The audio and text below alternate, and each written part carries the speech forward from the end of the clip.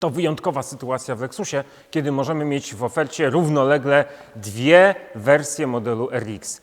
Tę wersję bieżącą w wydaniu Final Edition i jego następcę, piątą generację SUV-a RX. Który wybrać? Który lepszy?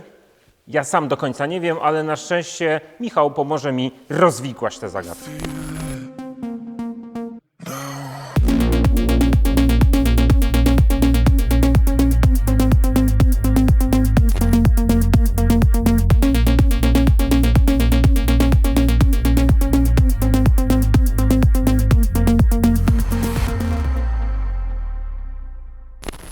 No mnie poraża, Michale, ten przedni pas na nowo wystylizowany w RX-ie.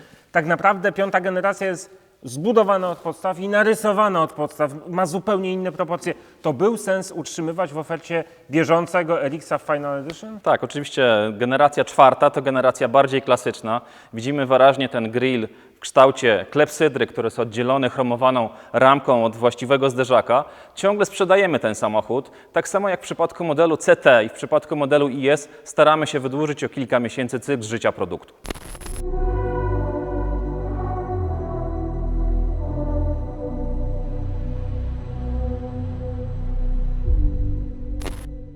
Nowy RX to jest zupełnie nowe rozdanie w kwestii napędów. Mamy wszystkie trzy nowe napędy, wszystkie trzy zelektryfikowane.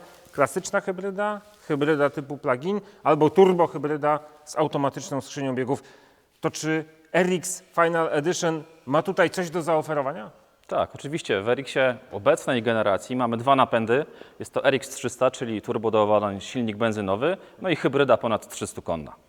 Tu mamy klasyczną hybrydę, tam mamy plugina, obie o podobnych mocach. Tak, tutaj jest, tak jak powiedziałem, już ponad 300 koni, tutaj też ponad 300 koni, ale oczywiście znacznie inne osiągi. W tym samochodzie przyspieszenie to jest niecałe 8 sekund, a w tym 6,5.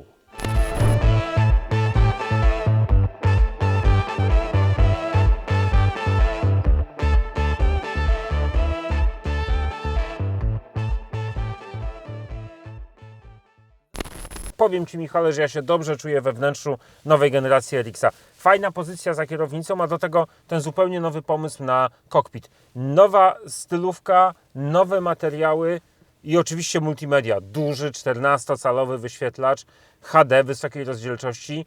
Na nim widzimy chociażby tak jak teraz bezprzewodowo podłączony Apple CarPlay, cyfrowe zegary przede mną, head-up display także na szybie przede mną. Ja się w tym aucie doskonale odnajduję.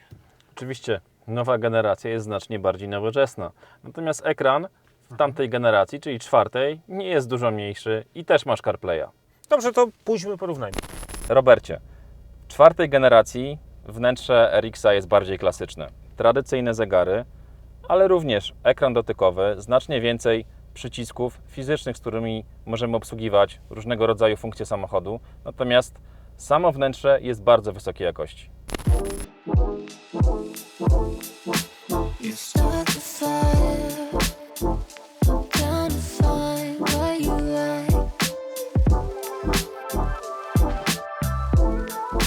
Oh, you and I won't close our Michale, muszę Ci się przyznać, strasznie mocno do mnie przemawia ten nowy język stylistyczny RX-a. Ten tylny pas z lampami LEDowymi przechodzącymi przez całą szerokość tego tyłu. No powiem Ci, że takie auto to ja bym sobie być może nawet kupił. Tak, ten samochód możesz już zarezerwować. Praktycznie teraz niestety odbierzesz go w pierwszym kwartale. Czyli za kilka miesięcy. Tak, mniej więcej pół roku na ten samochód trzeba poczekać, jeżeli złożysz na niego zamówienie we wrześniu. W przypadku tego modelu możesz iść dzisiaj do dealera i kupić ten samochód.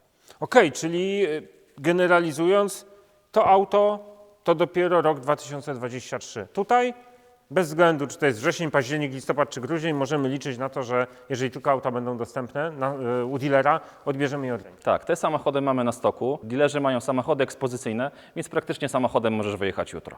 To tak finalnie, co mi podpowiadasz? Które auto powinienem wybrać? W przypadku zakupu i piątej, i czwartej generacji, Robert, jesteś wygrany. Tak naprawdę zadecyduje klient, bo kupuje za każdym razem Lexusa z jego DNA trwałością, jakością i niezawodnością, długą gwarancją, 3-letnią na pojazd, 5-letnią na elementy układu hybrydowego i 10-letnią baterię.